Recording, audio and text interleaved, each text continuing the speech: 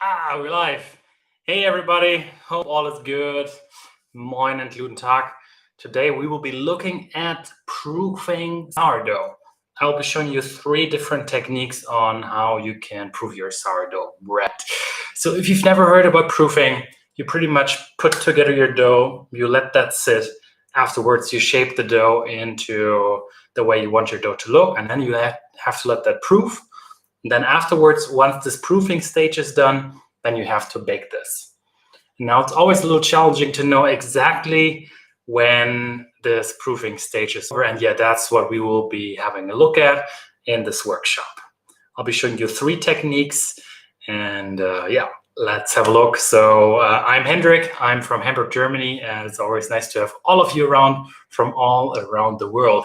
If you have questions, please shoot the questions in the live stream. I'll have some time in between to answer the questions. So yeah, hello. So let's see who's here.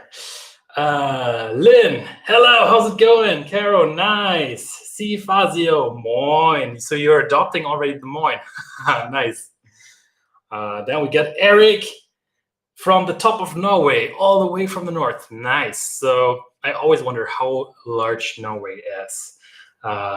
Edie Dave, Rob Whitty, Diane, Fatima, and Nancy, Giselle, Shits. So yeah, let's have a look. So what I did is I'm just gonna switch the camera now. Actually, after I remove my one dough from the fridge.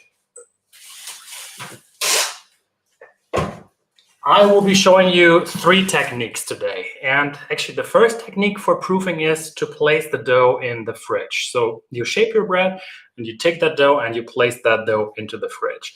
The hard part about this technique is that you can't really test whether your dough is done proofing. That makes this technique so hard.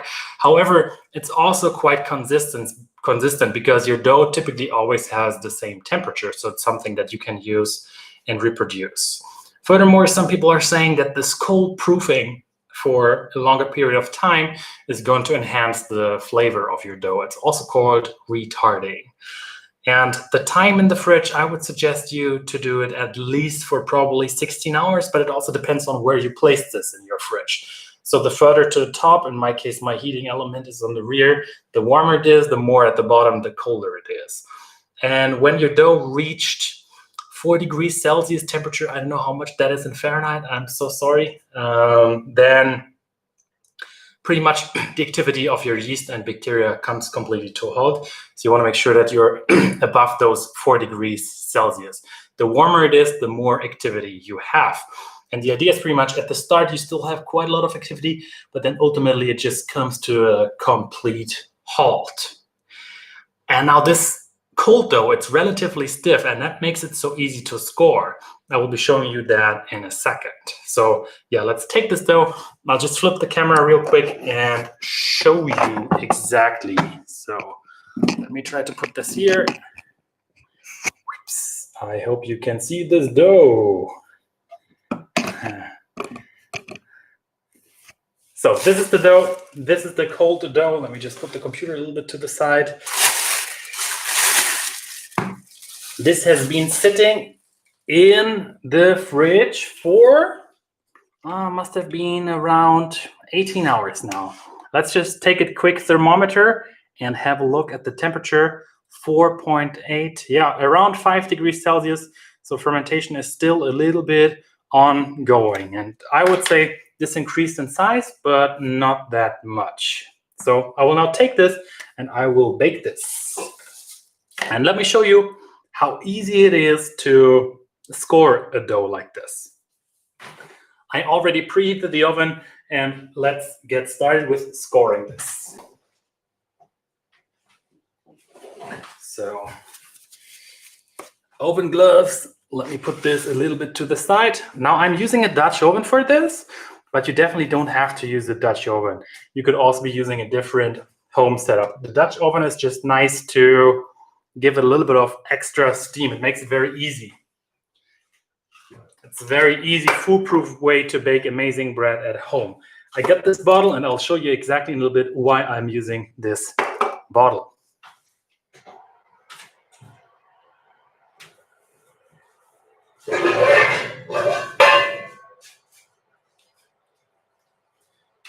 Very hot. So now what I like to do is I just like to take the Dutch oven, put this on top of here, and then just easily, I screwed that up a little bit, rotate it like this, and hopefully the dough comes right out. And yes, it did. Now you have to be a little bit quick with scoring. I'm gonna take this knife and I will be scoring this at around a 45-degree angle, relatively quick.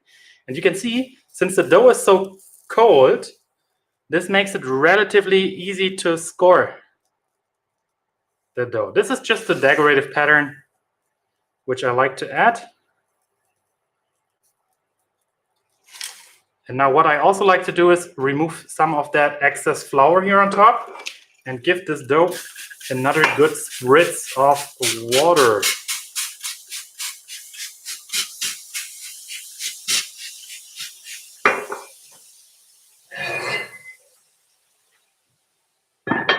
Now we covered this up. And then what I like to do is I like to give it an extra bit of water.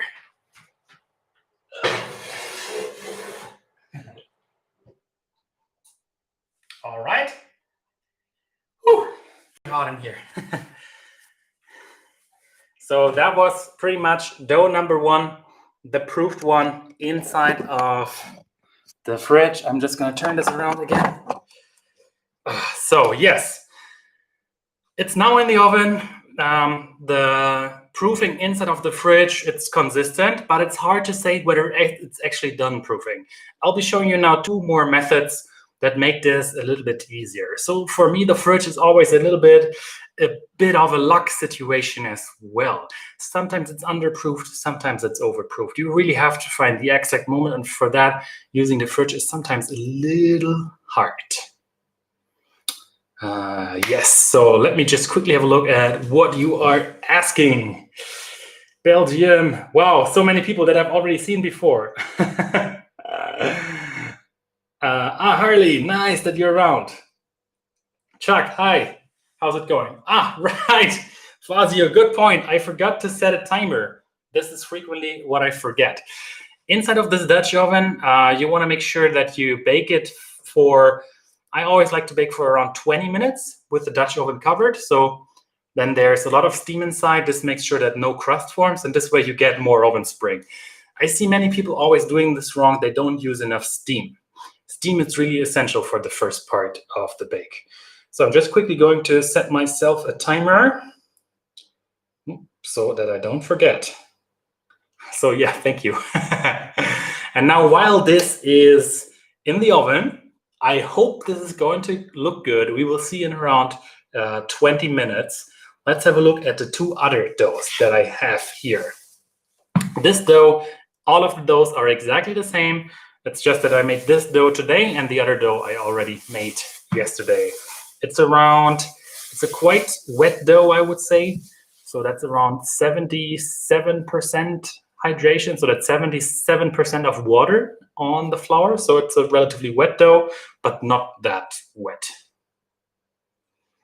All right, so again, I will take this and turn this around so that you can see my dough. I always like to use a plastic bag. I reuse it all the time, of course. And this is the dough that I made today. Now, when is this ready? There's a great thing that is called the finger poke technique. And that's exactly what I will be showing you today. So with the finger, try to find a floured spot. If there's no flour, you can add a little bit of extra flour. That's no problem. And take your finger and poke your finger into the dough. And you can see this point here springs back relatively quick. And this means that the dough is not ready yet. I mean, it sounds so simple, right? You just use your hands. I didn't want to do this at the start because I thought, wow, this is just way too simple. But yeah, this is pretty much it. You just poke your dough and you have a look at this dent, how fast it recovers. And you can see here, this dent recovered relatively quickly. So this is definitely not ready yet. It should recover very, very, very, very slowly. This dent is going to be gone in around 30 seconds. And yeah, so this is the finger poke technique, and this is a great way when you proof your dough at room temperature. So you have to decide, do you want to proof in the fridge or do you want to proof at room temperature? This also depends on when you want your bread to be ready. In this case, I want this dough to be ready today, so that's why I'm opting for this method. If I wanted my bread to be ready tomorrow, I would be opting for the fridge method. So Enemy Coleman asks, temperature of the oven. Temperature of the oven is around 230 degrees Celsius. I use that for both the periods of the bake. Giselle Martinez, how to make your starter more sour? I need to know. Well, if you just leave your starter for a longer period at room temperature, it's automatically going to become more sour, but then you can't bake a bread necessarily which has a lot of oven spring. So that's a little bit of a bummer then. That's not going to work. I would recommend you to have a look at a loaf pan then. Jose. Hello, Jose. ¿Cómo estás? The decorative scoring is not very noticeable if you don't have flour on top of the dough, which you don't like. But I think to make nice pictures, you need the flour to see the contrast. Yes, you're right. You're so right. So some people like to add a lot of flour on top of the dough before baking it. But I don't like it when you take a bite of your bread and then you just bite into flour. I personally don't like that. Plus, the way we did it, we have a chance to get some blisters. Blisters happen a lot when you place your dough in the fridge. It's very cold.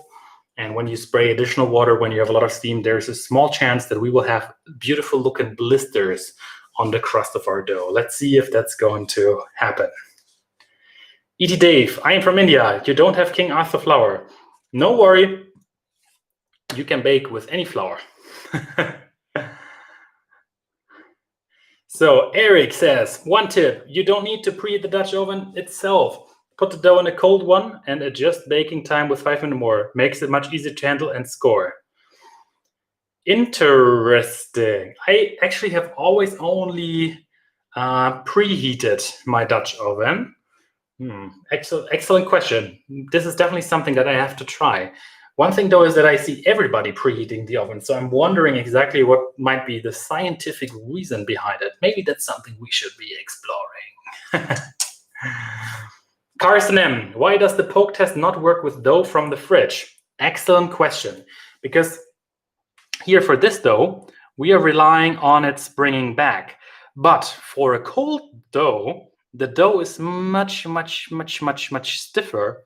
So the movement is also slowed down. So you can't really see this. Maybe what you could do is you could, over time, see for a fully proofed dough from the fridge and do the finger poke test, and then you have to compare. But you definitely cannot apply this technique on exactly the same cold dough. But maybe if you were to know how exactly a cold proof dough with the finger poke test works, then maybe. Actually, it's a very good point, Carsten. Very good questions. Jose says, blisters are a trending topic on the Instagrams. Okay, so we should do a tutorial on getting some more blisters. Cizo, how's it going? You're late, but you're here. Yes, this will be live in the channel later. Exactly. Graham, do you use a Benetton with a cloth without the cloth at all? Yes, I actually have one right here without the cloth. So I use both. It depends a little bit on what kind of dough I have. In this case, the dough is not so super sticky. That's when I go without the cloth, sometimes as well. I just like the way how it looks with the pattern of the flour, if you don't add too much flour. But this is definitely also more tricky.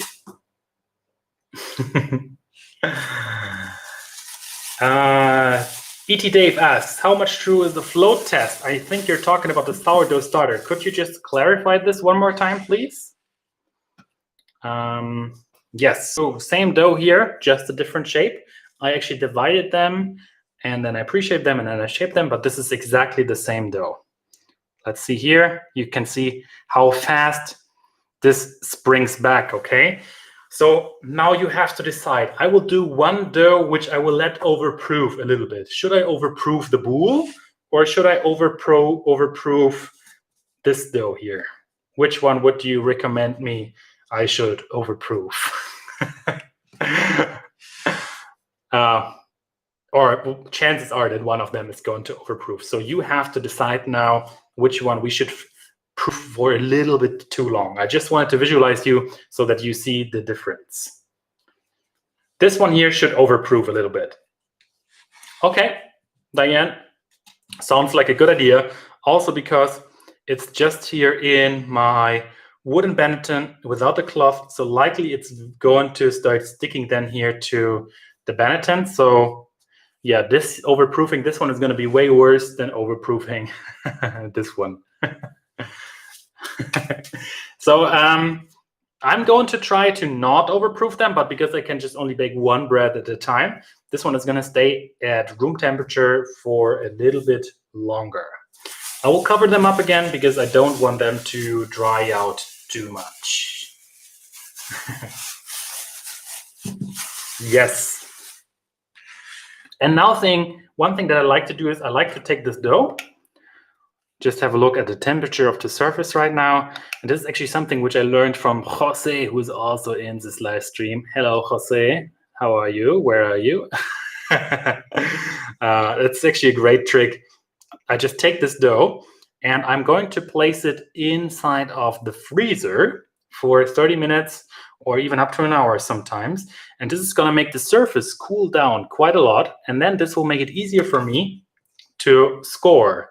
Because if I show you here, you see how hard it is to cut a dough like this. It's not very easy to cut a dough like this. And using the freezer, this is going to cool down quite a lot. And this will make it easier for me to apply the incision. You see how hard it is? Oh, poor dough. So we are going to take this and we will be placing this one inside of the freezer. And of course, the freezer, it's going to take a little while to cool down. It's just mostly the outer part that will cool down, not the inner part of the dough. So it's safe to put this in the freezer now, I would say. Just to show you one more time, finger poke test. Finger poke test says, yeah, the finger poke test says it's coming back, but the dent stays a little bit. I guess we could also be proofing this another 30 minutes here at room temperature, probably. But we can also just take this now and place this in the freezer already, because it's going to continue proofing in the freezer. And yeah, it's okay to do it like this. If you wanted to have a more of an open crumb, then you could even proof it longer at room temperature. But because I don't want to make this stream too long, I will just take this and put this into the freezer now. Actually, the schedule is in many cases almost the hardest part about baking, I would say. So turning this around now. Hello again. And now let's cover this up again, and then this will go into my freezer. Oops, oops, oops, oops. And now we got a little bit of a question and answer. So if you have questions, write them in the chat now. Appreciate everybody joining. And while we're waiting for the other dough from the oven to finish. So here, bye-bye, Miss Dough. Going right to the freezer.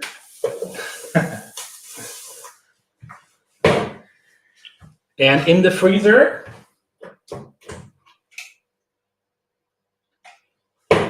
it's minus 26 degrees Celsius in the freezer right now. So yeah, let's see how much this is going to cool down. I'm also hoping for around 5 degrees Celsius, or maybe even a little bit less. Okay, so what did you learn? You learned about the cold proofing inside of the fridge, something that you can use. I would say between 16 to 24 hours. Although you can definitely also proof for a longer period of time afterwards, because the fermentation almost completely comes to a halt. Depends a little bit on your temperature inside of the fridge as well. So at 4 degrees Celsius, definitely everything is zero. but it also takes a little bit of time until you reach that temperature, of course. Then we now did the finger poke test. We have 2 doughs. One dough almost passed the finger poke test, I would say, and now it's inside of the freezer proofing for a little bit longer. So just that we that we cool down the surface of the dough a little bit. Then the other dough, the batard one, we will just let this sit at room temperature all the time, monitor the finger poke test, and likely it's going to overproof a little bit because we first want to bake the one from the freezer. So yeah, perfect. So let me have a look now at what you wrote. Harley says, you saw my loaves from the freezer before. Yes, you have been working great. So yeah, Harley has sent me a lot of bread pictures, and I gotta say, Harley, your learning curve, very, very well done. Good job on all that baking.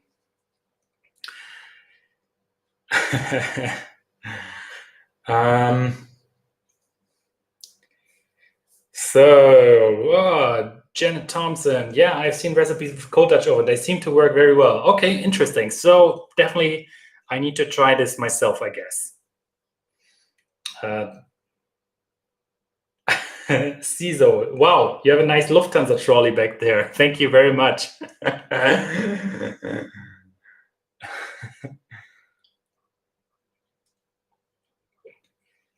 Okay, so Luciano Balmaceda, did I pronounce your name correctly? I'm sorry if I did not. I'm very, very, very sorry for that. So you asked, how long should I wait before taking it to cold fermentation? What's the indicator to know I should move it to the fridge? Thanks. Okay, so there is 2 things or 3 things you can do. You can proof it completely in the fridge. You transfer your dough like this directly into the fridge. Wait at least 16 hours up to 24 hours. I would recommend you to place it in your fridge where it is around 4 degrees Celsius. So things will slow down a little bit and then they will come to a halt almost completely.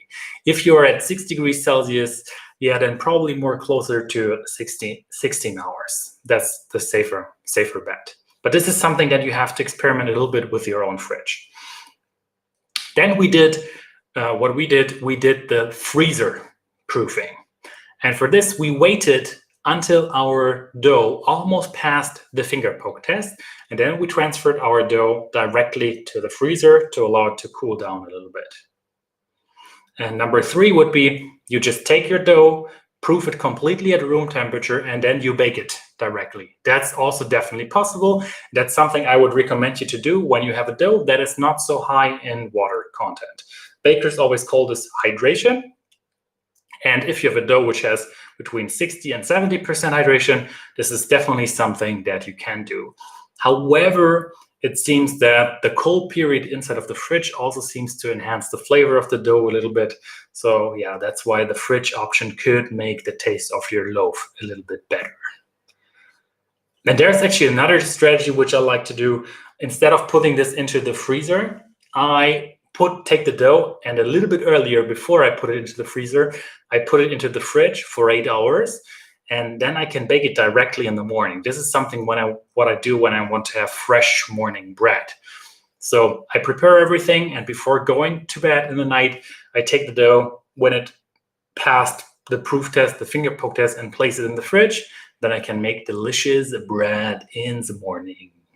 So sorry for the lengthy explanation. I hope this answered your question.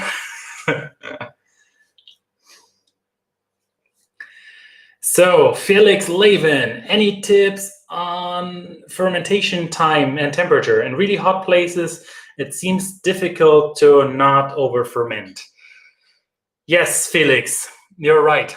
The hotter it becomes, so there's another story that I have to tell. So this is the sourdough. And so this sourdough here, this is what ferments. This is what converts your bread. And this consists of both bacteria and yeast, both parts. The sourness is coming from the bacteria.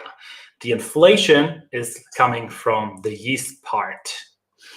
And the warmer it gets, the more the bacteria part of your sourdough starter is active. So in general, the warmer the more sour your sourdough starter is, the more acid is being produced. I think that's acetic, excuse my pronunciation, acetic acid and lactic acid.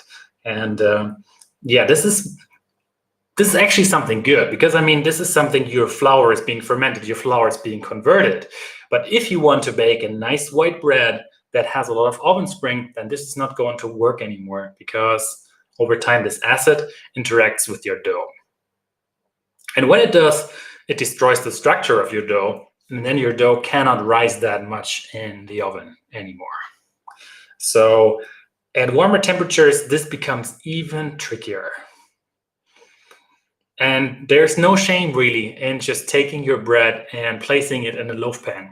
So maybe this is something that you want to consider, rather than baking on a stone or in a Dutch oven. Just consider using a loaf pan. If you always have issues with discs, flat discs, frisbees, then a loaf pan is definitely something you can use, because it gives a little bit of support, and you will have amazing, delicious sandwich bread. Plus, you also don't have to work the dough that much.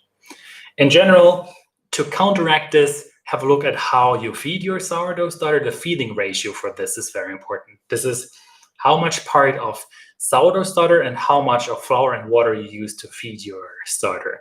I actually, in summer times, have switched to a 1:5 to 5 feeding ratio. That will be 10 grams of my old sourdough starter, 50 grams of flour, 50 grams of water. This way, the acidity doesn't pile up so quickly. Normally I would start on a level like this with acidity, but now I'm starting at a level like this with acidity. So I'm slowing things down a little bit. You can also try using cold water from the tap, just to slow the whole process down a little bit more. And I've actually seen people placing their whole dough in a pot of water, in a pot of cold water. And this way the temperature just changes very slightly. I hope this answered your question.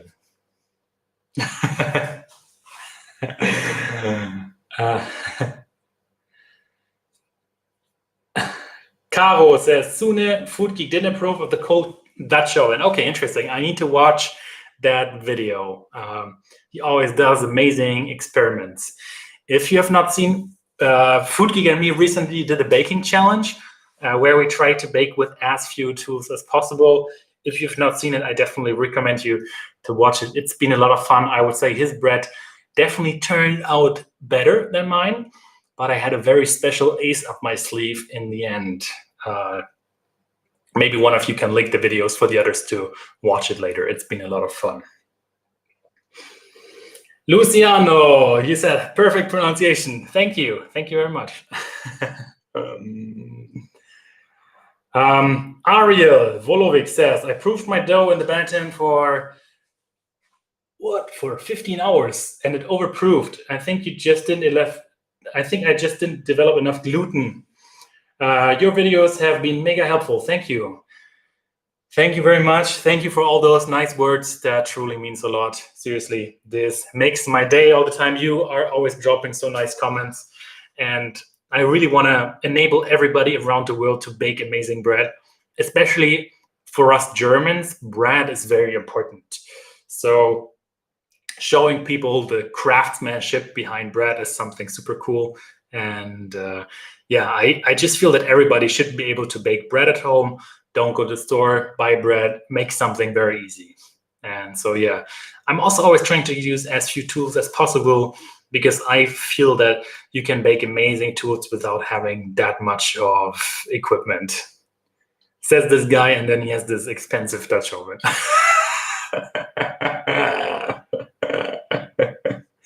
So 15 hours proofing sounds a little bit long. Especially at room temperature, probably way too long. But in the fridge, that should actually be okay. It could be, as you said, you didn't develop enough dough strength, and maybe also your starter has been too acidic. I feel that collapse in structure is very often related to a too sour sourdough. All right, I'm just looking here on the other screen to check the questions. I'm also not very good at multitasking, so I apologize if, for whatever I'm doing.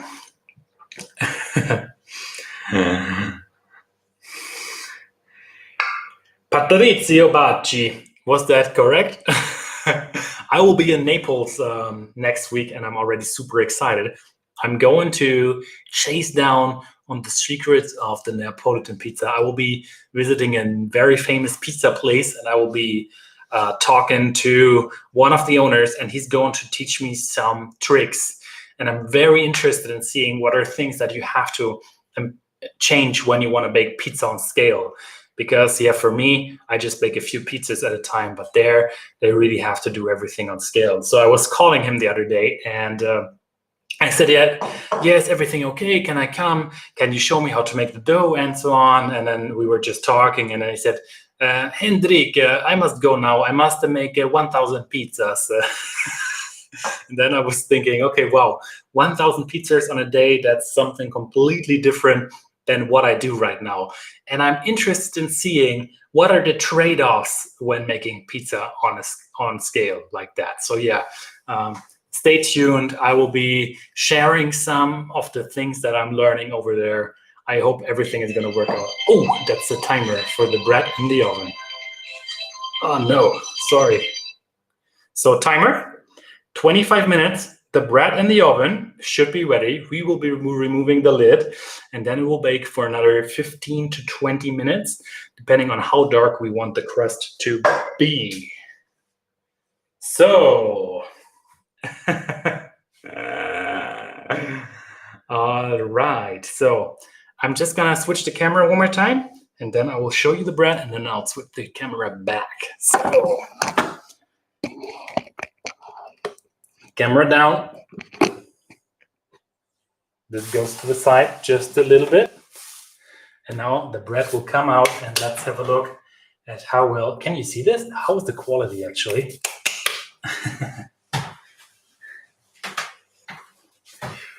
This is always the moment of truth. This is the moment of truth.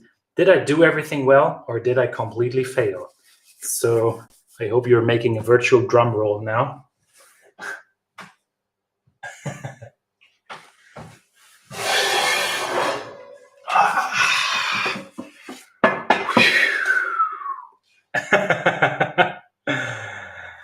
And are you ready for it? And let's see. Oh, look at this magnificent oven spring. Oh, no. Very good. It's stuck a little bit. Okay, I'm not gonna do too much. Nice pattern here. Just look at how well this one turned out. I'm very happy.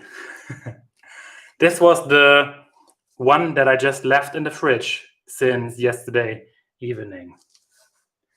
Beautiful looking bread, and this will now go back to the oven for another 15 minutes, 15 minutes. Actually, I need to lower the rack a little bit because this is too far top.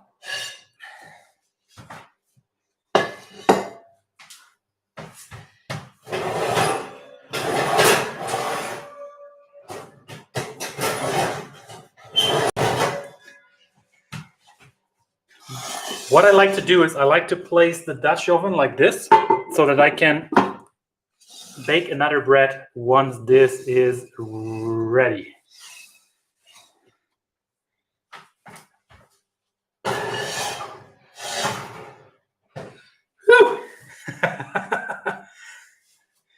So I was a little bit scared because I prepared everything for this stream, and I was thinking, okay, I would look like a complete idiot if now my bread wouldn't have any oven spring.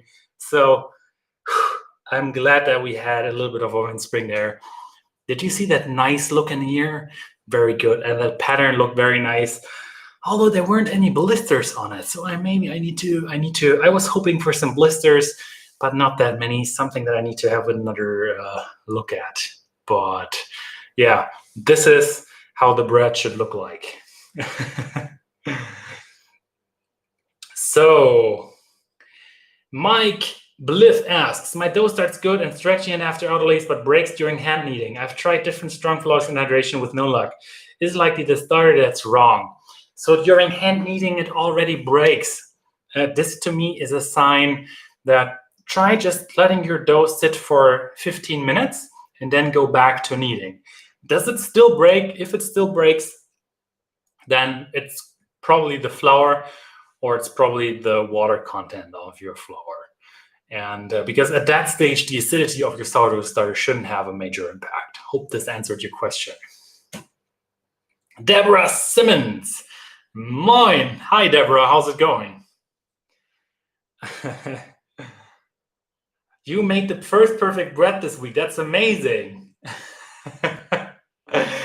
Wow, that's really, really amazing, Deborah. I'm very happy you nailed your first bread. That's always so satisfying. It takes a few attempts, and I think you really need to have a look at your sourdough, the fermentation process. And once you master that, then everything just makes so much more sense. So yeah, I'm really glad that this worked out. So yeah, awesome. And thanks for the nice words.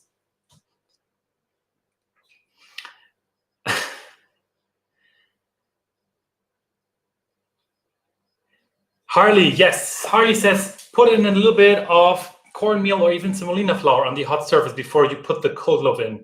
Nice ear, bro. Yes. Actually, that's a good point, Harley. I was thinking about this the other day. And so my thoughts on this. Now the dough definitely sticks to the Dutch oven. But at the same time, this kind of keeps the dough a little bit together, right? But if I used semolina flour, wouldn't the dough then automatically float away or float out just a little bit more? I was just thinking about this, and I would be curious to know what are your thoughts on this.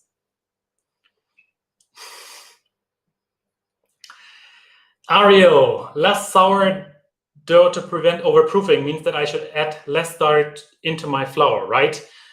So look at the feeding ratio of your sourdough starter. You need to use less pre-fermented flour and more new flour and more water, pretty much.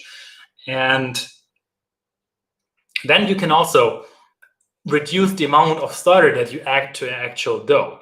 I always use around 20%. Then my dough is ready in roughly 6 hours at German temperatures. But this value definitely also depends on where you live. If you want to do an overnight bread, then I would recommend you to go for a little bit less. I was doing this in another stream before, overnight bread. There I would just go for 10% sourdough starter because it would give me more time overnight. Hope this answered your question. Erik Milch Gebhardt. Are you German, Erik? Sounds like a German name. Can you elaborate a little bit gluten development and dough strength? If I mechanically mix my dough till it passes the window pane, do I still need to laminate coil fold my dough? That's actually a very, very, very good question that you have there. What I noticed is, even if my dough passes the window pane effect, and just let that sit on the kitchen counter. That's something I would recommend you to try to do. Let it sit on the kitchen counter. Does it still float away? Still float out quite a lot? Or does it hold its shape? If it holds its shape, you're good to go. If it does not, then you should be kneading a little bit more. This lamination I always only do for very, very, very wet doughs. It's pretty much lamination to all the others who don't know. You take your dough, you lay it out very flat on the surface, and then you fold the dough on top of itself. And this way you create a lot of strength. It's pretty much the same thing as kneading on the dough, just that you lay out the dough a little bit flatter. This way you have a bigger surface area and you can glue together the dough a little bit more. Hope this answered your question somewhat, I guess.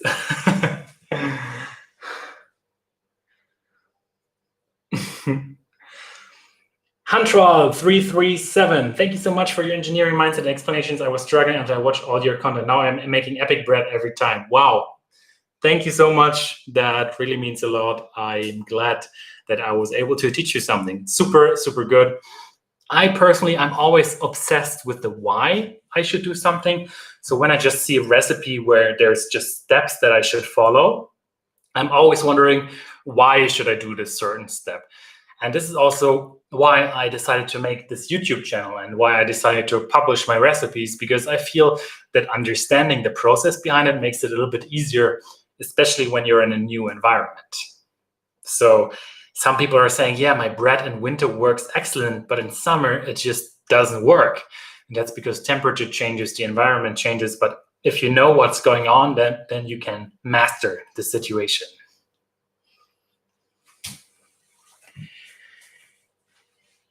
Chuck Miller, season your Dutch oven well and the bread won't stick to it. Yes, you have a valid point. Yes, exactly. Gregory Peterson. Hey, how's it going, Gregory? Why do you not use parchment paper so that dough doesn't stick to the Dutch oven? Yes, you could also do that, but then I would have to use parchment paper, and I just like to use as few tools as possible. That's the reason why I don't use the parchment paper.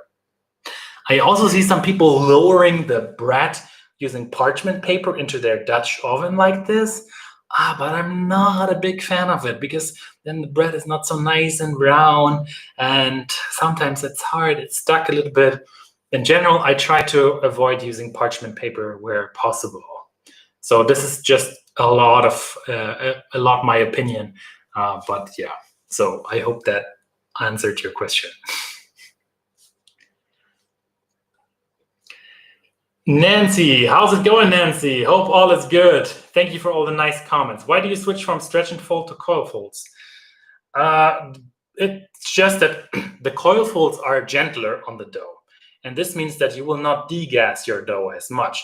Now, if you want to get an open crumb, then the coil fold is gentler on the dough, but it has the same effect as the other stretch and folds. So if you don't care about the crumb, you can also just definitely use the regular stretch and folds. Hope this answered the question.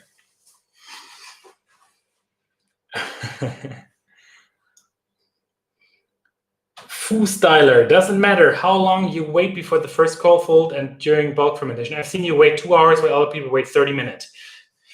So when you see somebody saying you should coil fold every 30 minutes or every 1 hour, that's complete nonsense. You have to read the signs of your dough, and you have to wait until your dough flattened out. That's the moment when you should be applying your coil fold. Now, this could take 30 minutes, this could take an hour, this could take 2 hours. Read the signs of your dough. Only coil fold when it's really required. You're adding a little bit of strength, yes, but you also already did everything during the initial kneading phase. So the coil folds are just also degassing your dough a little bit. So the less you touch your dough, the better. But I mean, it's also very exciting and a lot of fun to play with the dough. So I get the point. But yeah, read the signs of your dough and only work it when it's really required. Hope this makes sense. Morina Capovilla, I hope I pronounced your name correctly. I'm sorry if I did not. Your problem is starter maintenance. Yes. And this is probably where 80% of all the problems with bread baking are.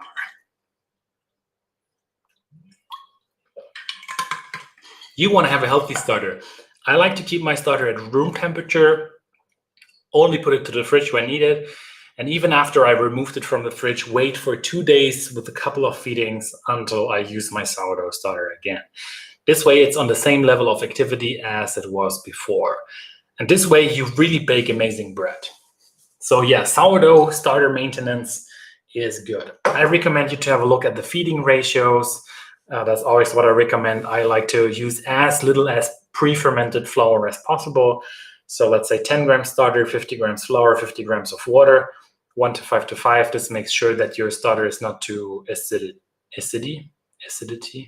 does not have too high acidity. Hope this makes sense. Eric Milch-Gebhardt, you're only 1/16 of a German, but you have kept the name. Awesome. All right, let me just quickly have a look. I'm just gonna fade this is looking really, really, really good. Let me remove the bread from the oven.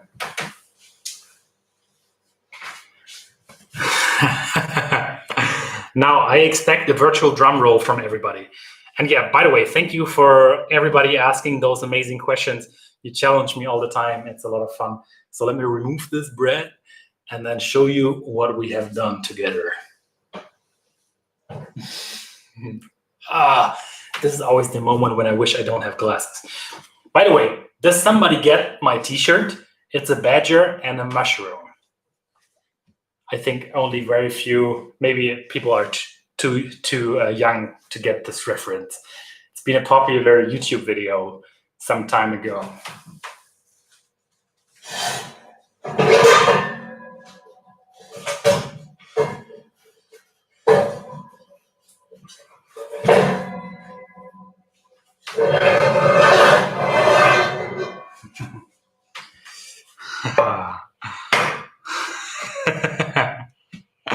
Wait for it.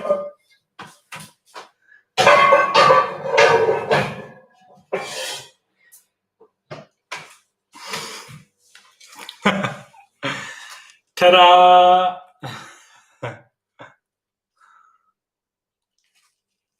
Good looking piece of bread right here.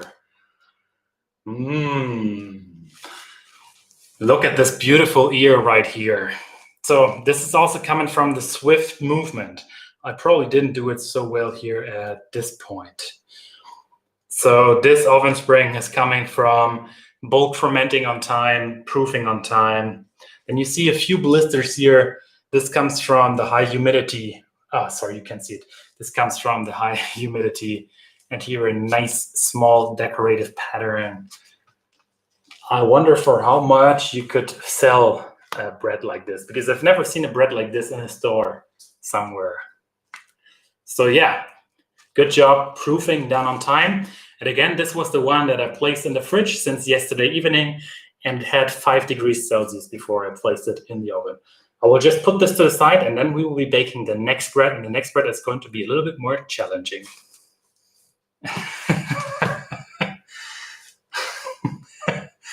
Yeah, somebody got it. Bet you, mushroom. It's a snake.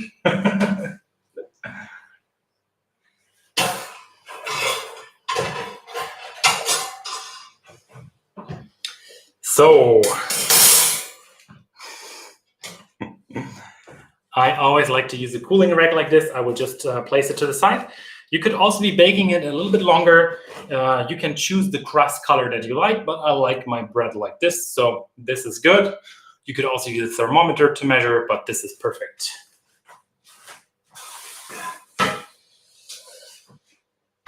So next up, I think I'm actually going to bake the one which we have at room temperature right now, just to visualize how much easier it's going to be to score the other one. So the one which we just have at room temperature, I'm going to have a hard time scoring this. I can guarantee you that.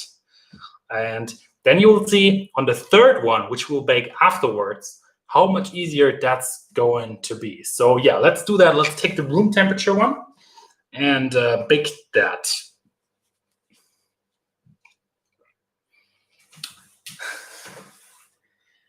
Okay.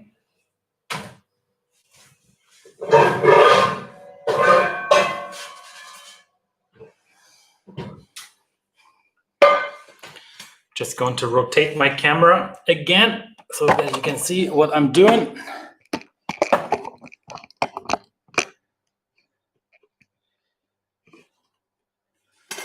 Okay, like this.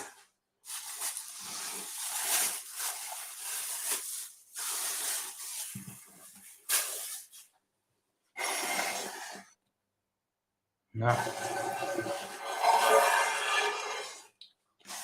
Okay, so one more time, the finger poke test. You can see this dent now springs back a little slower, but still relatively fast. So I would say this could even be proofed just for a little bit longer. but this would definitely be okay to bake now. And now I didn't use a cloth in here. I used a little bit of rice flour, and I'm hoping this is going to come right out. We will see in a little bit.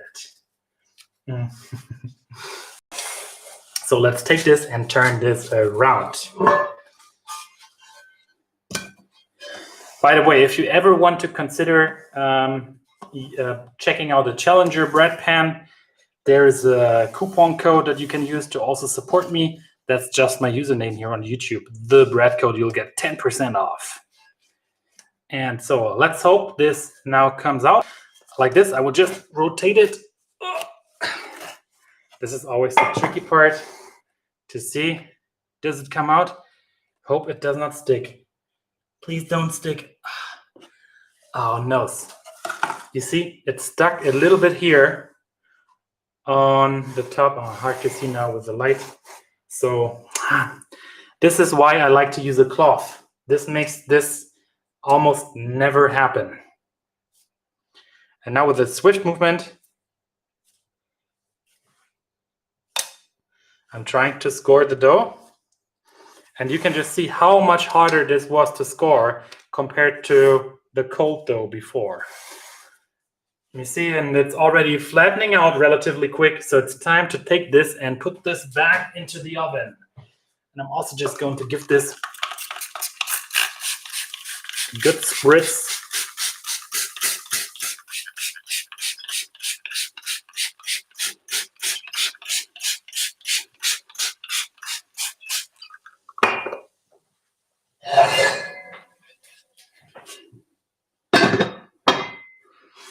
And into the oven.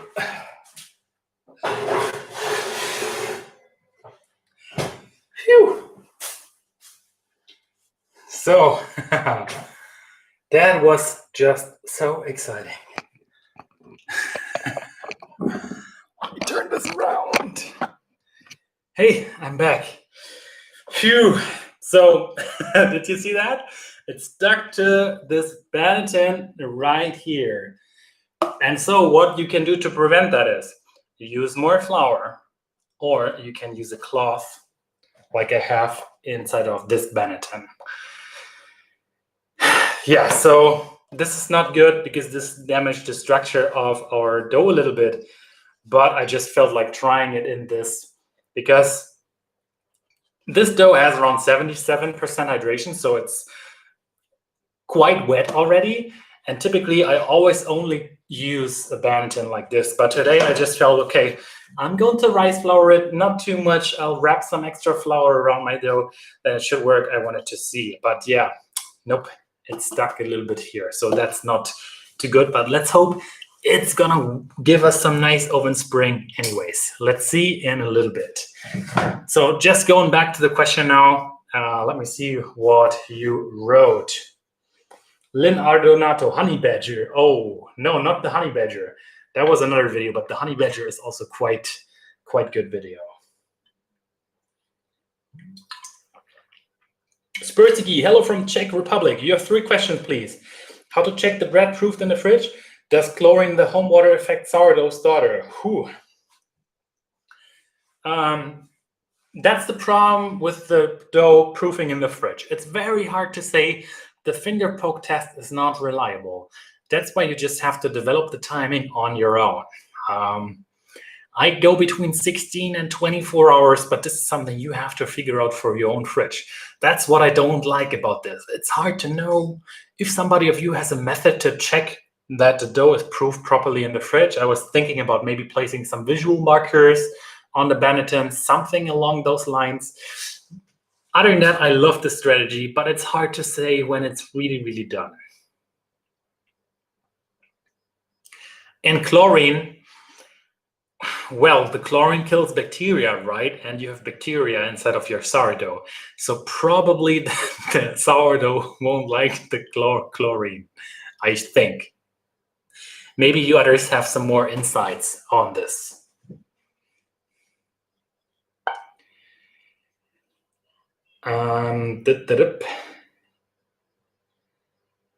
Is the Spursky, another question. Is the bread in state of pre-shaping tough as after first foil, or should I leave it a little soft, flowy while using more hydration dough? I didn't fully get the question. Could you elaborate that a little bit more, please? Thank you.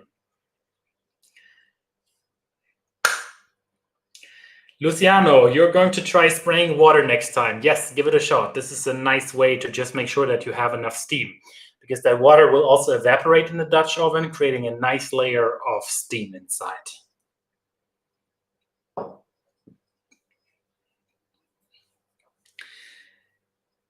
Annemie Coleman asks, how do you bake with the pizza stone? Okay, so I can quickly show you. Give me 1 second.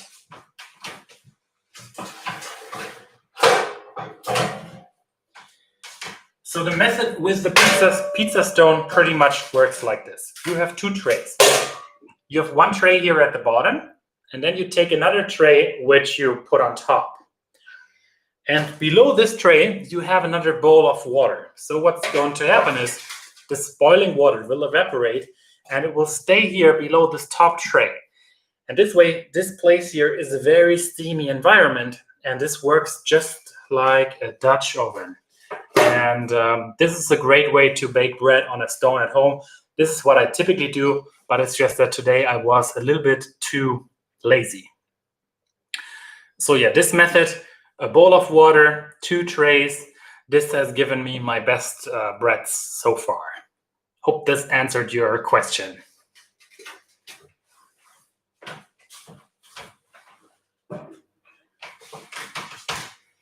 So, Hantral 337, what kind of visual marker on the Benedine? You should go into the fridge once my small sample has doubled and when it passes finger poke. Yeah, I was thinking maybe if I know for a given dough size how much it should increase, that I just mark this here on the Benetton somehow and know, okay, for 500 grams of dough for this flour, I check at room temperature when it has the maximum expansion based on the finger poke test. Then I just wait until the dough reached this expansion in the fridge, pretty much. Does this make sense? That's what I thought. Still have to spend some thinking on this, some thinking.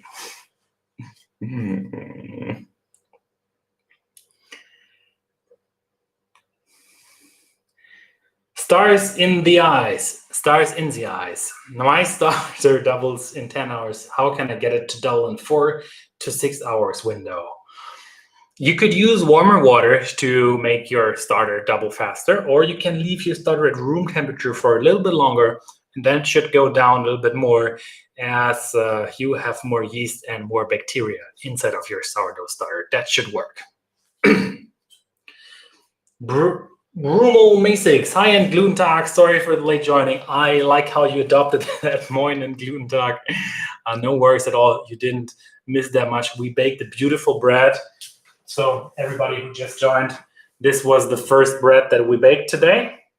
And there's more incoming. The second one was a little bit of a fail. It didn't go out of the Benetton as well as I hoped. But yeah, let's see what's going to happen. Ariel Volovic, have you ever made spelled sourdough bread? No. I used it for my discard starter bread that I like to make. I like to use some spelt flour too. But other than that, I'm still a complete beginner with the spelt flour. It's just because I want to master one style of bread first. And I feel I still have a lot of things to improve. And then I want to go to the next bread. So I'm just trying to focus and become better at this one style of bread before moving on. Hope this answered your question.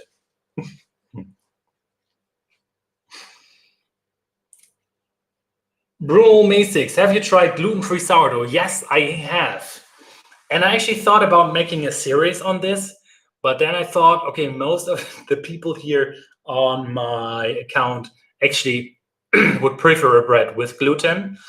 And also, I mean, my greeting is typically gluten dark, so it would actually be a fun challenge. Maybe this is a challenge that I could do with another YouTuber, just challenge him to bake amazing gluten-free sourdough. I mean, that would be definitely something cool. And I've done it before, and it only had flour, water and salt, nothing else. So not like the gluten-free that you buy in the stores. It was very, very, very simple to make. So yeah, it's possible, definitely. Caro, what do you do with all these breads? Actually, I will be giving some of them to my neighbors after today's bake, and some of them are going to be my dinner. That's why I moved the stream to a little bit earlier. I want to stream at 8 p.m., but now it's 6 p.m. Well, now it's close to 7 p.m. so that I have some dinner.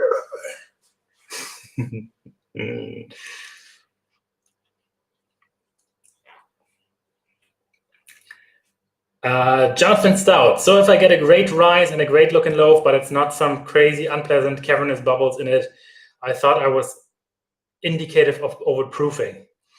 No, actually the other way around, Jonathan. So actually it's a great question. So your question is, if you don't get those large pockets of air, did you do something wrong? In traditional baking, this has actually been considered a defect to have large pockets of air like this. People would degas the dough a little bit during the shaping process because they didn't want this. And some people are annoyed by large pockets of air. So what I assume what happened is that maybe if you have tiny pockets of air everywhere, then you proved it right, but it's just that you don't have so big pockets of air. This could happen because you cold folded a little bit too much, you pre-shaped, you touched your dough a little bit too much during shaping. So this could all lead to that. But if you have small pockets of air everywhere, you proved and bulk fermented completely right. So not necessarily a sign that you did something wrong. It depends on what you want, I guess. Caro, why am I not your neighbor? Maybe you are my neighbor.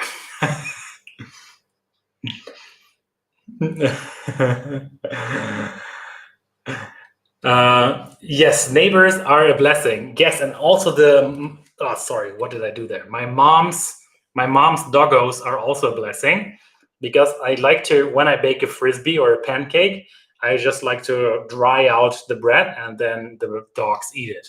It takes them a while to eat it, but they just love a piece of bread like that. Jonathan Stout, you are most welcome. So everybody, I, of course, forgot the timer. So, Fazio, where are you? You should have reminded me of the timer like you did the first time. So I don't know how much time this was. Let's say 5 more minutes. So I'm wondering if we will be getting oven spring like this, because it stuck a little bit to the Banneton when we placed it inside of the Dutch oven. So let's see. I'm hoping for some good oven spring, but yeah, let's see. I'm just going to be waiting for another 5 minutes, and then we are ready to have a look at the bread. Isn't an ear like this beautiful?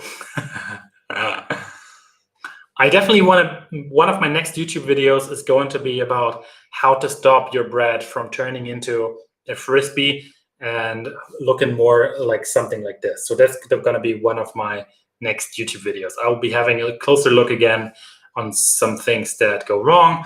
And my plan is to bake 2 breads, one where I show the good technique, and at the same time I show one where the technique is not so great, so that you can just see what are some things or some improvement areas that you could work on. Extreme. Hi, what's your opinion on controlling the dough based on only visual expand? Let's assume you don't know how life is you started and what exact temperature your room is. Extreme, 100% valid point. This is what I pretty much do all the time. I extract a small sample from my main dough and I mark that jar. And I use that jar, this small jar. Actually, I can show you. I should have one here. No. Here.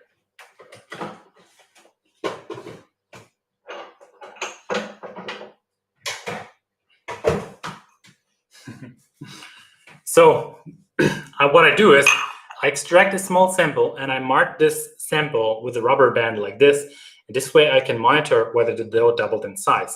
This is much, much, much, much, much, much better than relying on timings that you find in the recipe. So using this way, it doesn't matter so much how much starter you're using and so on. You just read the signs of the dough. This is a really great hack that I employ on every bread that I'm baking.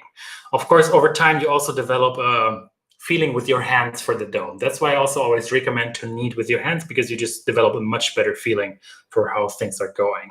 And what I do with those samples, I either put them in my discard starter jar, or I just bake them with a little bit of oil, and they become a very delicious English muffin.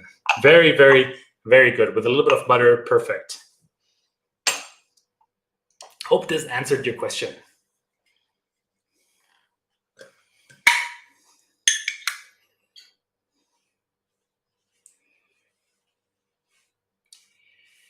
Extreme. For the last 2 months, you baked and sold over 1,000 loaves, and despite having strictly controlled environment, the best results I get by not caring about time. You sold more than thousands of loaves. What are you doing? I would be very interested in knowing what you're doing. So do you have a small bakery, or what exactly are you doing? How do you sell all those loaves? Please tell us more. We are very interested now.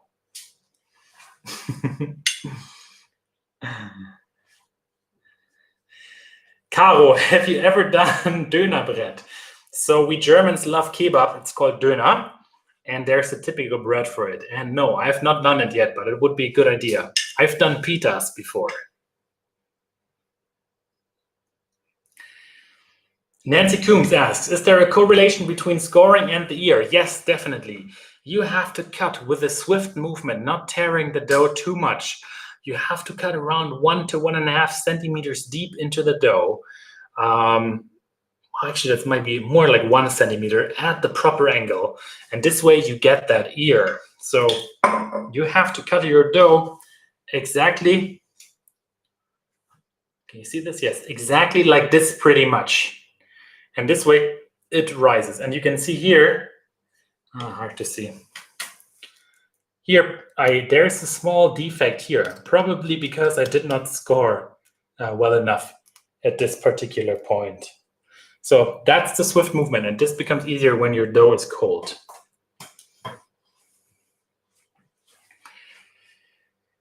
So, Christine Burrell 1000. Christine, how's it going? I hope all is good. Many times my bread has good bubbles, but a thick bottom base and flattens out. Okay, that could actually be a sign when your bread has too big bubbles, maybe that you are under fermenting your bread. This is something I would recommend you to have a look at. Have a look at your sourdough starter game again. Too large pockets are a sign of under fermentation. And also, if it's not fermented long enough, then it just doesn't go so nice and round because it's not inflated enough. It's also going to be flat. So flat can either be not fermented long enough or fermented for too long. Hope this helps a little bit.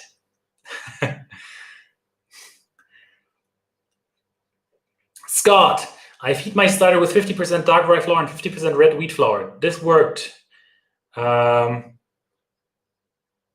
Does changing the type of flour that you feed your starter make a drastic difference? Yes, definitely. So I can't feed my starter bread flour. My starter just doesn't like this. Maybe it also depends on how you set up your starter originally. I set up my starter with whole wheat, so my starter really enjoys whole wheat and whole rye. It makes a major difference because also in the whole wheat you have more nutrients for your sourdough. So that's why the sourdough can ferment this better. The sourdough can reproduce more. So I would always definitely recommend you to go for whole wheat and rye. I actually mostly use rye. We Germans love rye flour.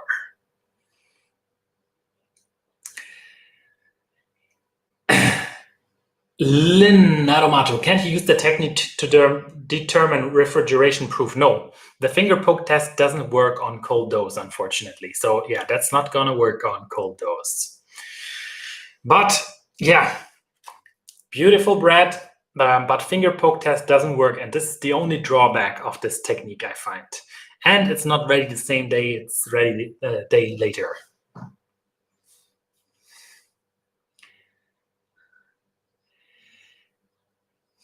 So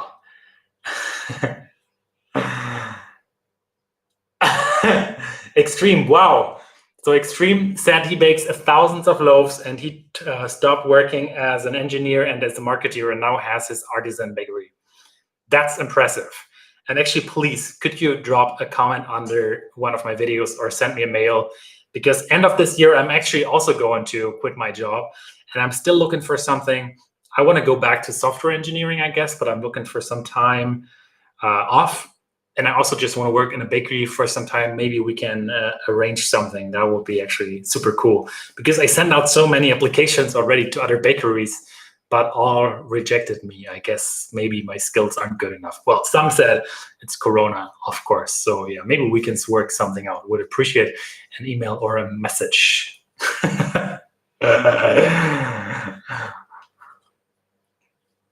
All right, so let's have a look at this dough now. I will be removing the top part of the Dutch oven. Let's have a look at how the dough came together. I'm hoping for a bread like this, but let's see, because it's stuck to this Banneton. It's stuck here a little bit, so it tore. Let's see if it still has some oven spring. I'm actually very excited about this. This is always something, you spend so much time on the bread and then something so stupid happens because you could have just used a little more flour. Annoying. But never give up. Extreme, thank you so much. Awesome. Okay, so I will be turning the camera again. Save your questions or the others, please, while I'm busy. Have a look at the questions and see if you can help, and then I'll be back answering some more questions. So, this to the side.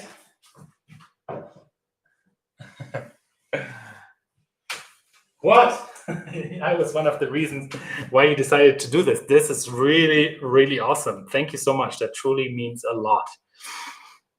Okay, camera down. Camera down.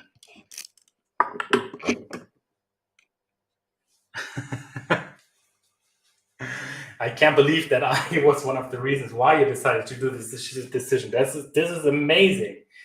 I actually considered it myself too, but running a bakery, you must be working nonstop. How much do you work per day?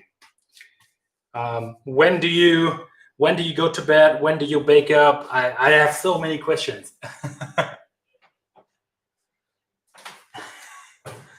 All right. The moment. Drum roll. Did this get oven spring or not? Are you ready? Are you ready for it? I'm so excited. And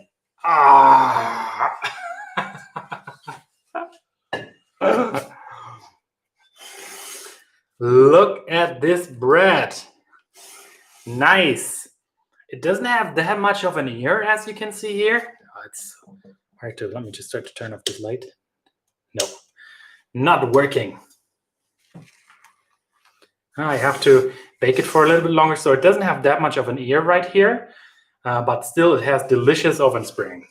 So I will just be putting this back into the oven for a little bit longer, and then we will be baking the last bread.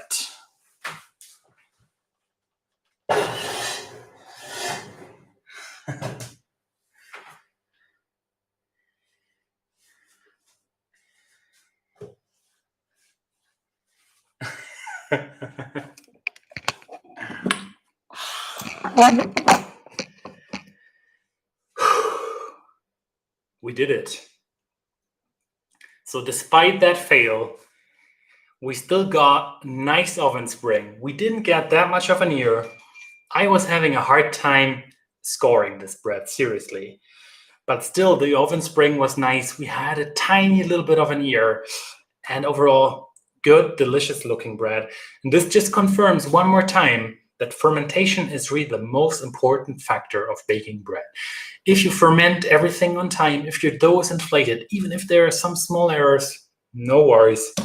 It's still going to work out. So beautiful oven spring. I will be showing you this again a little bit when we take this out of the oven. Yes. And I just need to get myself a little bit of additional water. Give me a second.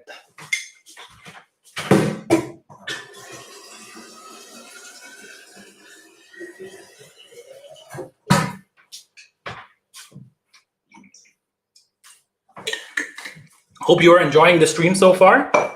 So first dough that was proofed in the fridge. Now second dough only at room temperature, and the third one is in the freezer behind me right now. And let's see which technique works the best.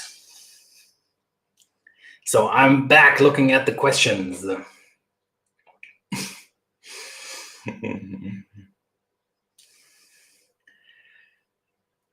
Lynn Adomato. Yes. Lynn says, can you use the technique that you used to check the proofing? Sorry, check the bulk fermentation. Can't you use that in the fridge as well? Not really, because the sample is just much, much smaller in size. So the sample, of course, is going to cool down way faster than the big dough.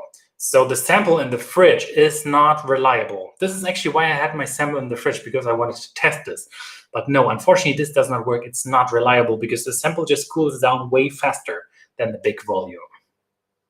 Hope this answered the question.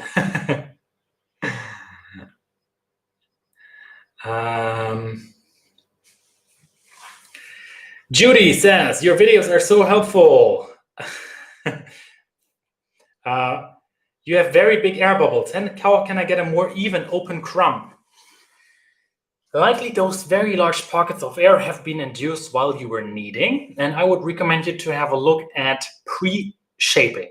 Look at the pre-shaping technique, apply a little bit of pre-shaping, and also do more coil folds during the actual bulk fermentation. That's gonna help you to even out the crumb a little bit. Hope this helps. Annemani, I always have issues pronouncing your name. Annemie, Annemie, I guess. Annemie. You can't hear me anymore because 3 dachshunds are making a lot of noise. Hello, hello. Hey, Yeti. Hey, how's it going? You're between call fooling. You're watching this live feed and drafting your change request ticket for the next week's sprints.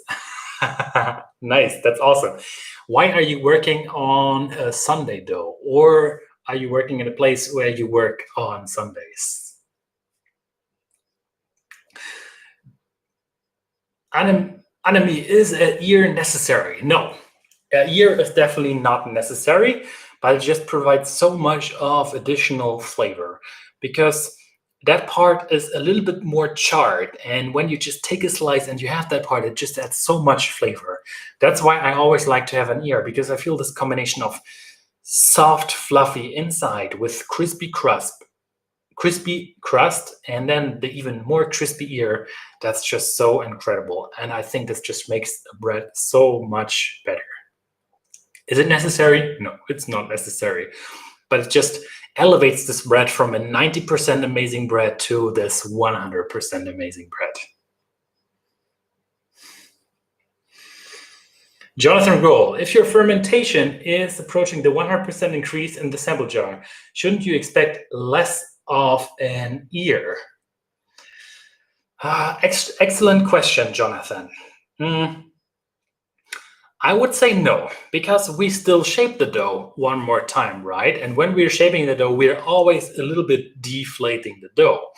And actually, if I look at my sample jar, then it even increases to 200 or 300% if I just leave it at room temperature for a little bit longer.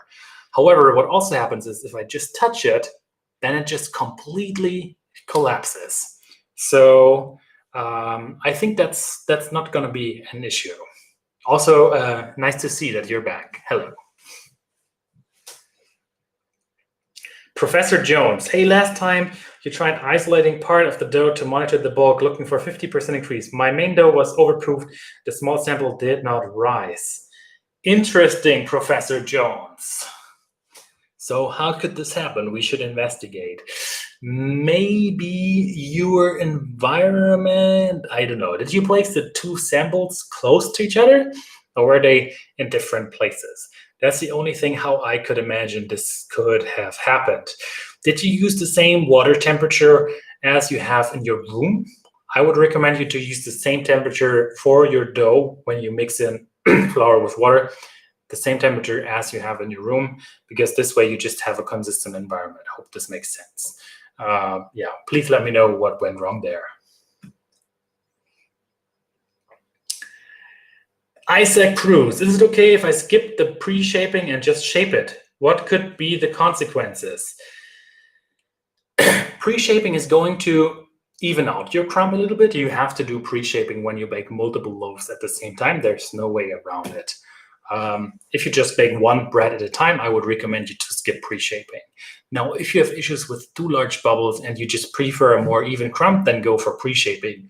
Pre-shaping also adds additional strength, so it's going to help you with making sure your bread stays together. So to avoid too flat loaves, pre-shaping could be an additional way to add more strength to your dough. Hope this answered your question.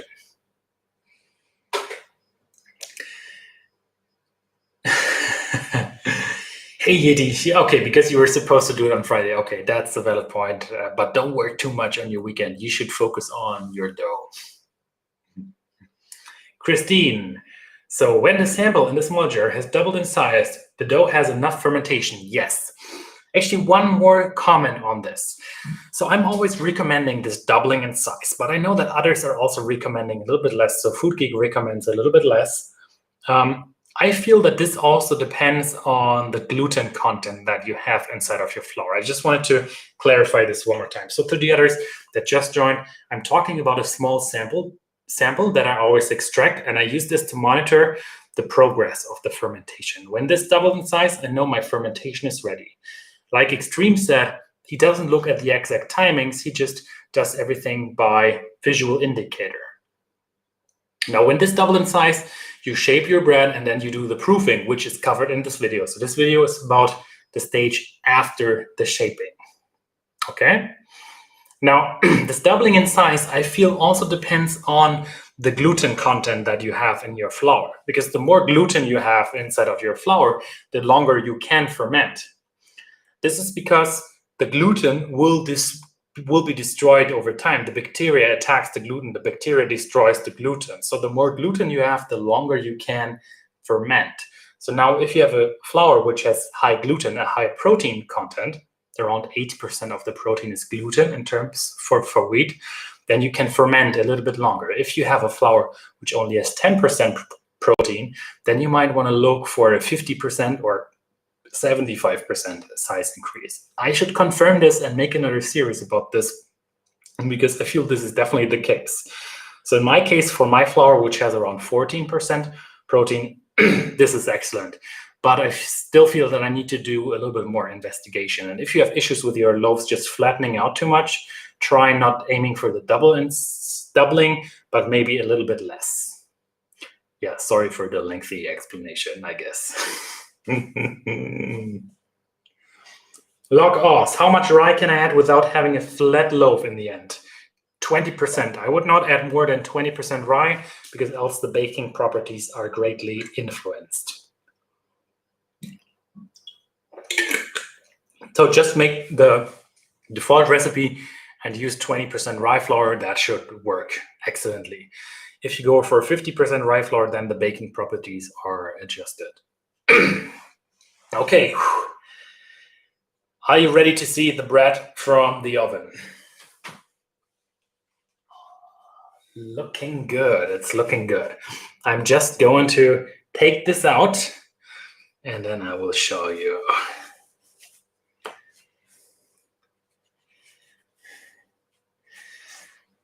And let's have a look. Are you ready? Virtual drum roll from you. Wow.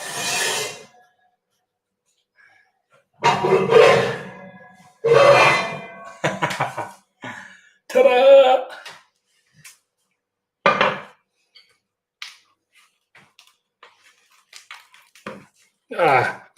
This one is stuck a little bit.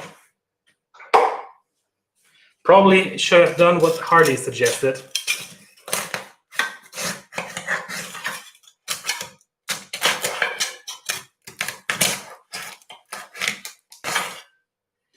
Or season my Dutch oven.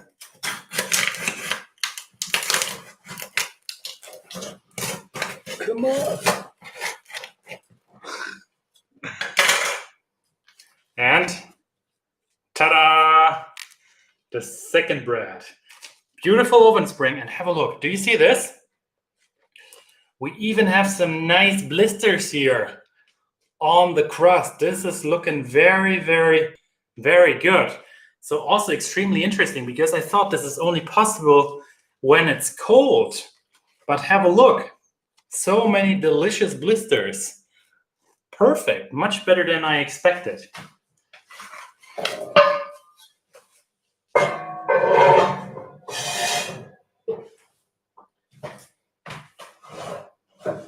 So,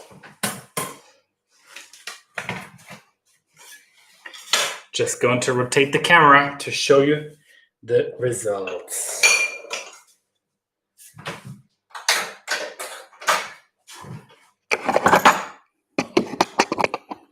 Camera rotation.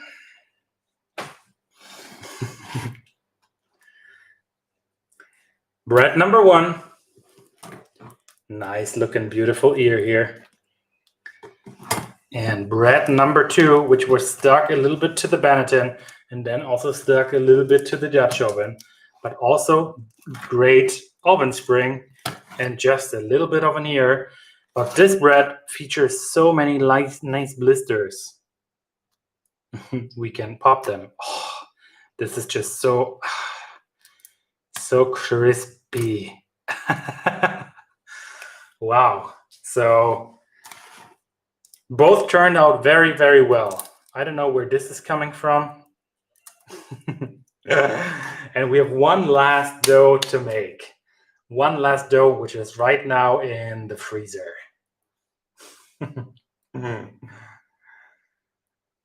So 5 actually here. So let's take this and place this in our Dutch oven now. And now, since this stuck the last time on my Dutch oven, I will just be sprinkling this with a little bit semolina flour to help that it will not stick.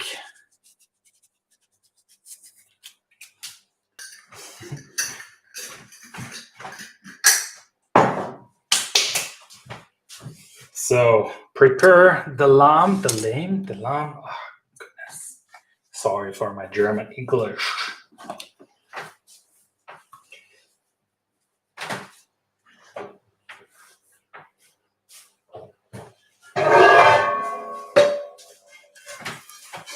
Place this on top.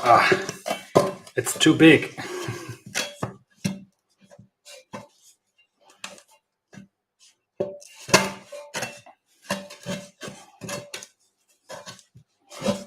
No, come on. And flip it over.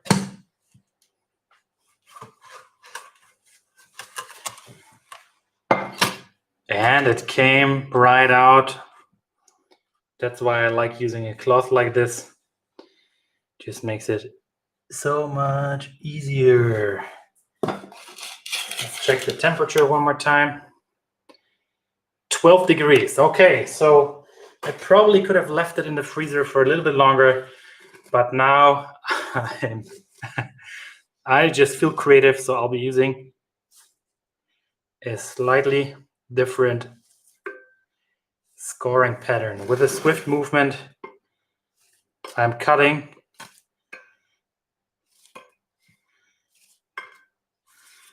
And let's cut one more time here. Spritz this.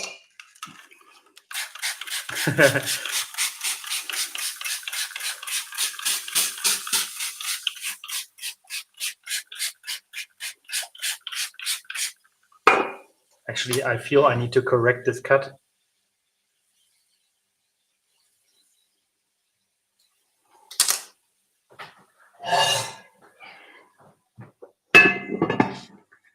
And back to the oven.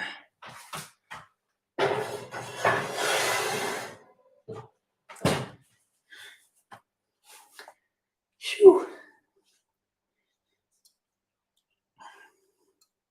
All right, so I will be waiting now for another 15 minutes. I always have issues with pronouncing 15. And then we will have a look at the last loaf. And now once that is done, we will be stopping the stream and I will be showing you the final results, all 3 different breads next to each other as a post on my profile, because the stream has already been quite long. You see, Harley went for dinner, came back, and now we're still streaming. So I'm just checking on the questions. Shoot me more questions if you have them, please. T, you're still beginner.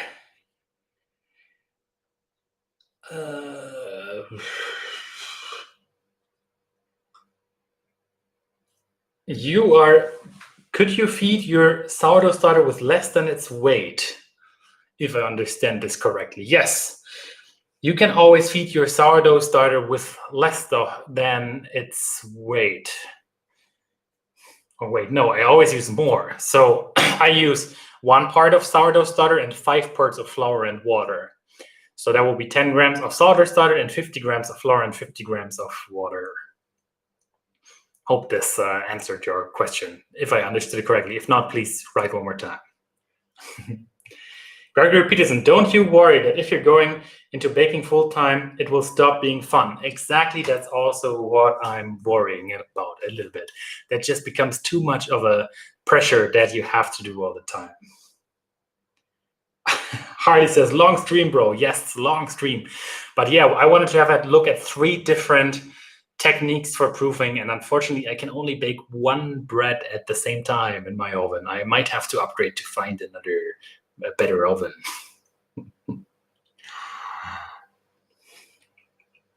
Extreme, I would be interested in this too. So Extreme, who joined the chat, he started his own bakery some time ago, and he's the master here. And I would be also very curious to know, how is it like for you? Is it still fun to do your job? Do you enjoy your job a lot? Is it different than when you were baking as a hobby baker? Please shed some light on this. Harley Bowen, oh, so you're making the waffle bread design. Yes, I hope at least. It should have left the dough a little bit more in the freezer, only at 12.5 degrees on the surface, whereas the cold one definitely had less temperature. That was around 6 degrees Celsius, if I remember correctly. So that one was definitely way colder and easier to score. I had a few issues scoring this one. Let's see. Giovanni, can you give us some tips to have a final bread that is a bit less sour than usual? Decrease starter quantity, decrease fermentation time? Yes, Giovanni, exactly like you said. Decrease fermentation time. Maybe during bulk fermentation, only go for 75% size increase.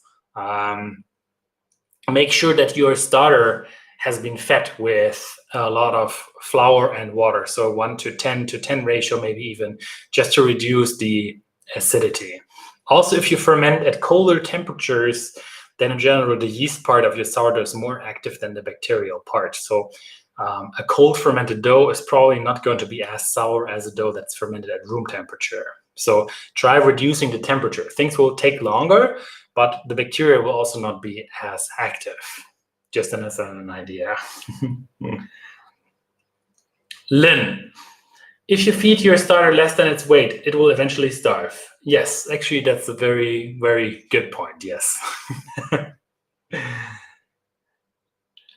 Extreme, you do everything with 1 pair of hands, and it's the best time of your life. That's really awesome. Could you just share where in the world is your bakery? Where did you start your bakery? Because here in Germany, it's also not so easy to start a bakery. You need to have an official title. So you need to have an apprenticeship as a baker. Only then you're allowed to open up a bakery. So I couldn't open up a bakery myself. I would need to find another baker who would lend me his title pretty much. Yeah, other than that, you are not able to open up a bakery. Krakow, Poland. Nice. That's actually quite close. That's pretty cool. Awesome. Leroy Seriksen, I missed you. I'm so sorry. Could you please ask your question one more time? So Extreme, I've been in Krakow, Poland before. I really enjoyed the city. It's a nice and amazing city.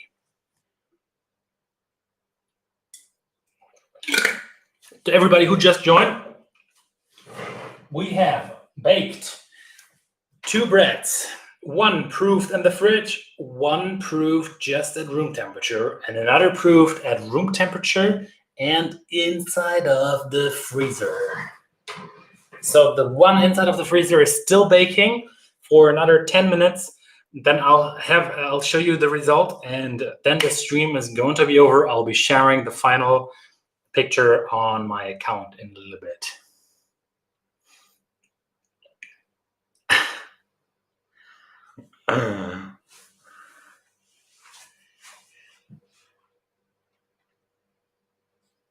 Caro, you can do a shortcut title like the guy from Brotbrust. Maybe you heard about them. Yes, I heard about them. It's a quite famous bakery in southern Germany, and they're just baking a few breads. Yes, and they're doing great marketing too. Maybe something like this could be an option, yes. But actually, I feel that also in terms of impact that I have, imagine I would have my own bakery. I would just be making people around my place very happy. But like this, by interacting with you, by showing people all the way around the world how to bake amazing bread, I feel that I can even have a bigger impact than just having a small bakery. I don't know if this makes sense.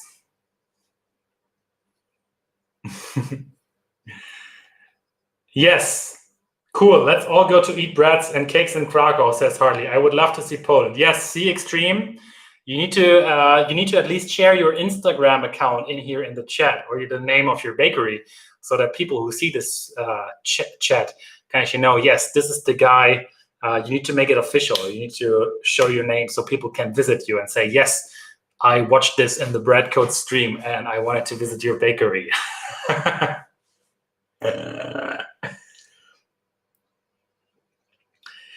Roy Leroy Rickson, my dough takes around 9 hours to double after 2 pre-feeds of 1 to 5. Is this too long? I always get nice bread. Any advice? That's definitely okay. This depends a lot on your room temperature and environment. It can definitely happen that your room temperature is maybe a little bit colder or so. Don't worry about the time it takes. Seriously, look at that your dough doubles in size, your dough passes the finger poke test while proofing. Those are the signs that you should be looking at. You should not be looking at the timing, because the timing always differs. It depends on activity of your starter. It depends on temperature, so many other factors. So it's perfectly fine that it takes 9 hours. Just have a look at the doubling in size. That's why I feel it's so tricky to follow recipes that you find online, because yeah, your setup at home is always different. Hope this answered your question.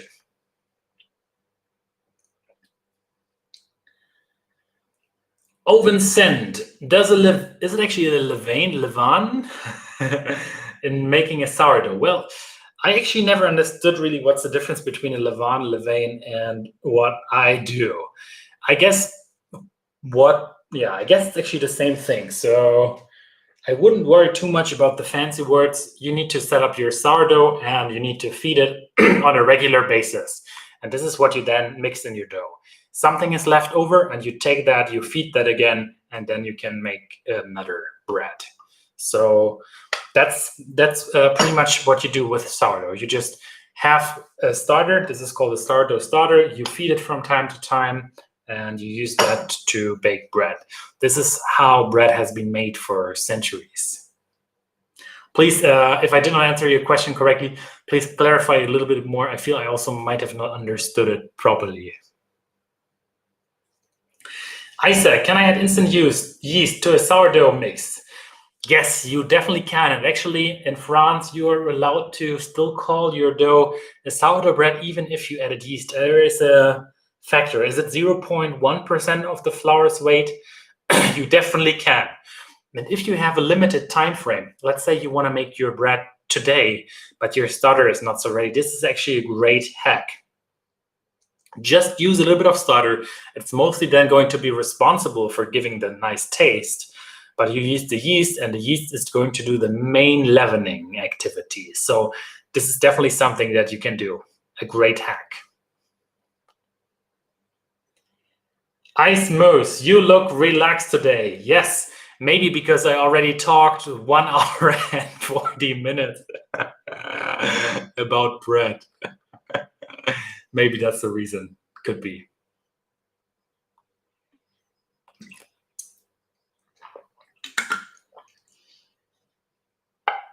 What books are on my shelf? So there's one about Portuguese cooking, and there's 2 bread-related books. One with Jamie Oliver, and also one about making stuff on the barbecue. Ice Moose, you just joined. Oh wow, you missed what we did. We made one bread here, this one here. This one was in the fridge, it proofed in the fridge. I made this one, it just proofed at room temperature. And now there's another one in the oven coming out in just a little bit. And that one proofed at room temperature and then inside of the freezer for 30 to 45 minutes. I don't know the exact times. So I'm just showing you different proofing techniques. And actually really interesting here is you can see that this bread even has some nice looking bubbles here on the crust. And we did not even put this into the fridge. I thought this is only possible when you put your bread into the fridge, but this confirms, nope, it's not. So nice looking bubbles here on the crust. And it's very satisfying to pop them.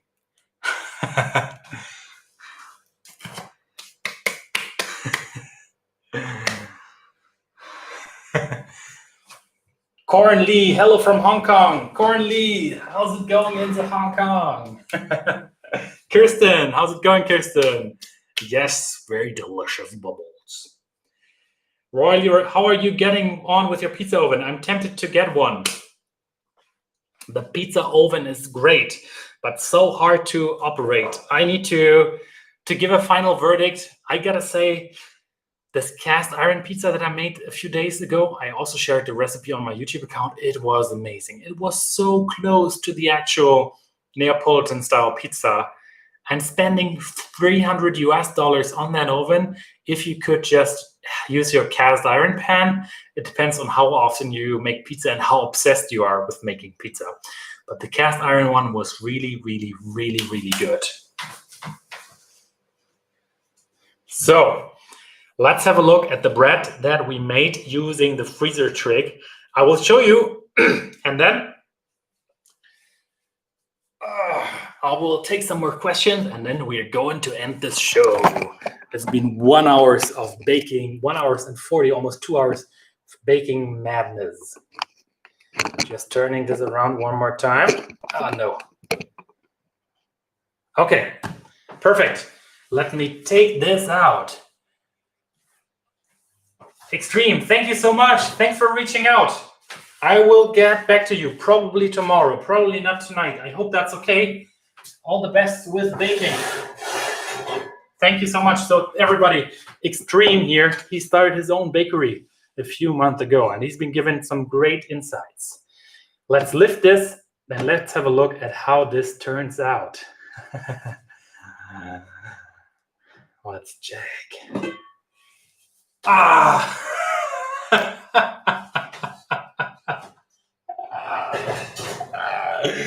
What happened here?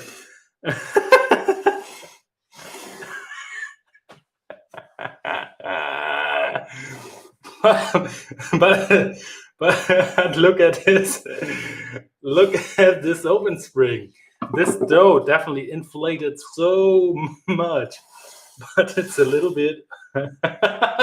Yes, we Germans love to eat pork skin, and this actually looks like pork skin. But I mean, just look at the size here, right? So this is the same amount of dough, but this one here just increased so much more in size. So yeah, I think I should have probably let this cool down even more in the freezer. And you can see it maybe also was a little bit too large for this loaf, for this Dutch oven here. But yeah, interesting. This is going to go back into the oven. The turtle bread. Der Schweinebauch. The pig belly bread. Schweinebratenbrot.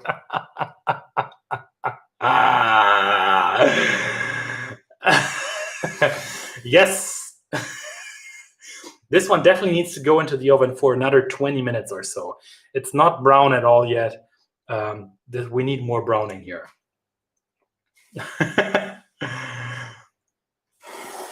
Yes, so I would say, because this one here, so Gustavo was asking, the one proofed on the fridge overnight looks bigger in size than the one proofed at current temperature. Yes, because I feel that this one overall proofed way more. So probably this is going to be more fluffy than the other bread from the inside. Because yeah, it just increased in size way more. It's the same quantity of ingredients. Actually, this one has a little less starter, I think. Maybe 10 grams less starter or so, because I had to slow down the process a little bit. But other than that, it's the same. And also here, just see note the size difference. This one here, we baked before, 45 minutes before this one. So this one probably proofed for 45 minutes more. And you can just see how much of a big difference this is also in size increase. So this one was baked 45 minutes before this one. This one was in the freezer for 45 minutes.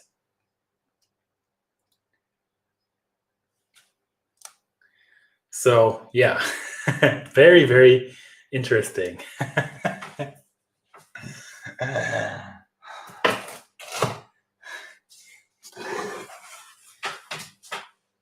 All right, so this has been a lot of fun. Just turning the camera around one more time. It's been a lot of fun baking. I showed you 3 methods. I showed you the fridge method. That one turned excellent. That one had a really nice ear in the end. The one which we just proved at room temperature, it didn't have that much nice of an ear, but it has really nice blisters here on the crust. Very delicious, good looking bread. And then another one which is still in the oven. It looks a little bit like a turtle. It flattened out a little bit too much, but also from the size, it proved 45 minutes more than this bread. And it was just inflated so much more. See what 45 minutes can do. Good learning. I had a few issues scoring the bread, and I guess I should have let that dough sit in the freezer for just a little bit longer so that it cools down. Then it would have been easier to score it. How many grams are the final breads? They are around 800 grams a piece, roughly, or should be 900 grams. I can actually weigh it for you. Give me a second. Final bread is 800 grams, pretty much. Yes, thank you so much, everybody. It's been a lot of fun. Stanley says, would you recommend the Challenger loaf pan? You can definitely get the same results with your home oven setup. It's a great tool to have, but I typically just bake on a stone with 2 trays on top of each other. That also just works very well. If you regardless want to get a Challenger bread pan, you can use the promo code, the bread code, to get 2% off, and you will also be supporting me. If not, you can just buy it directly. But yeah, definitely I use my stone and my 2 trays, but today I was just feeling a little bit lazy. And awesome, yes. Do you ever achieve a double ear? Roy Leroy Rickson, yes, I achieved that before, yes. I guess you have to adjust the scoring angle a little bit to get that double ear. But yes, I had this before, but it was more random. We have a saying in German, die dümmsten Bauern ernten die dicksten Kartoffeln, which means pretty much the most stupid farmers find the biggest potatoes. So I guess I was just being lucky in that case. Yeah, anyways, so Thank you so much, everybody. Thank you for joining. I hope you learned something on proofing. I hope this helped. You voted on the vote. So yeah, that's why I was making this live stream. I hope you learned something new. You enjoyed this. If you have questions, feel free to send me a message. I'll try to respond as soon as possible. It's been a lot of fun, and now it's time for me to eat some of my delicious bread. The turtle bread is going to stay in the oven a little bit longer. So thank you so much. May the gluten be with you.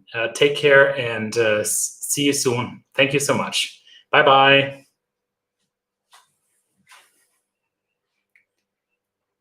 Thank you for the nice words, Cleopatra. Also, thank you, Kirsten. Thank you.